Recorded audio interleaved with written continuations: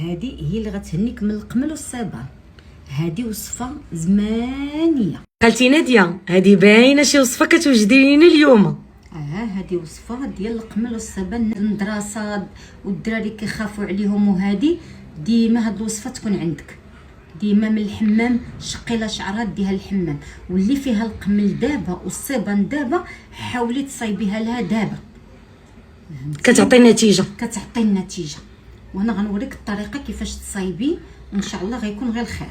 هانتي عندنا الباديان هذه اولا اليانسون النجمي.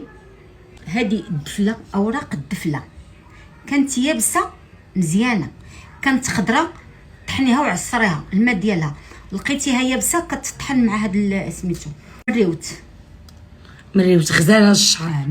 مريوت فنه. هادو راهما مرين وحارين، كيصحوا الجلده ديال الراس، كيقتلوا ديك الفطيريات اللي كينوضوا في الشعر. حتى الناس اللي كيعانيو من القشره يمكنوا يديروا هذه الوصفه. هذا القطران الرقيق هو اللي كيدار في الشعر، والغليظ هو اللي كيدار في الخوابي وفي الطين وفي داكشي. القطران الرقيق، الزيت ديال القطران الرقيق هو اللي كيدار في الشعر. وهذه واحد البوماده ديال القمل راها في الفرماسيان، راه كلشي كيعرفها.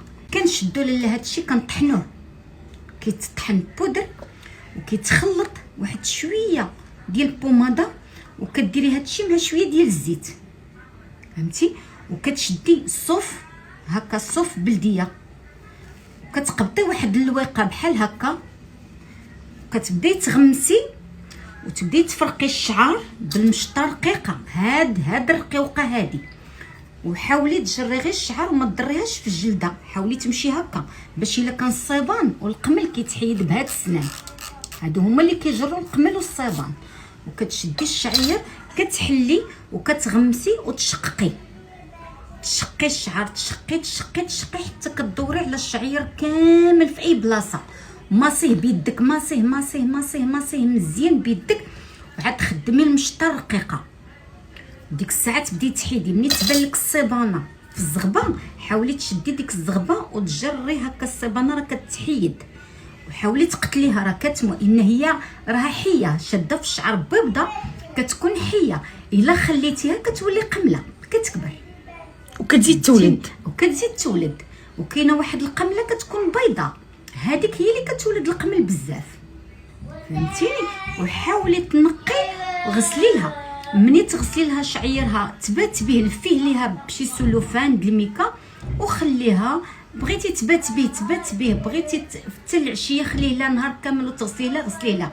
مني تغسلي ديري واحد الماء يكون سخون طايب، وعملي فيه قط ديال النعناع. هذا النعناع العبدي كنقولوا له حنا النعناع العبدي، هذا مع الاخر ميبس. هذا عندي ميبس، اولا عندك الشيبه ميبسه هكذا، اولا الخزامه اللي عندك. ملي تكوني كتغسلي لها غديري لها شامبوان، كتخلطي بهاد شويه ديال الماء اللي كتكون دايره المنقوع، سواء بالشيبه سواء بالنعناع سواء بالخزامه. كنديرو هكا.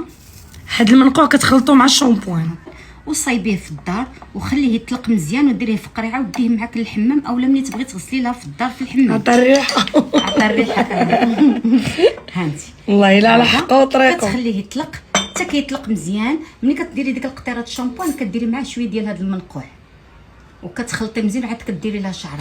حتى هو تينقي الجلده ديال الراس، كينقي الجلده وكيبردها، ما كيخليش الجلده بسبب ديك الحكه ديال القمل.